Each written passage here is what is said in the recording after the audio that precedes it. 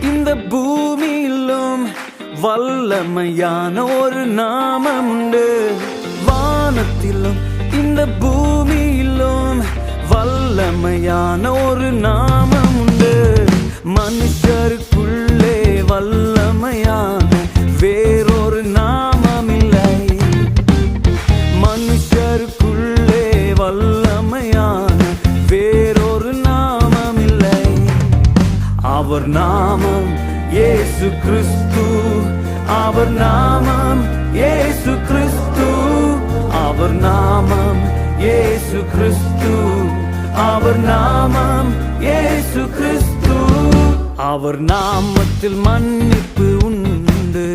அவர் நாமத்தில் ரட்சிப்பு உண்டு. அவர் நாமத்தில் மன்னிப்பு உண்டு.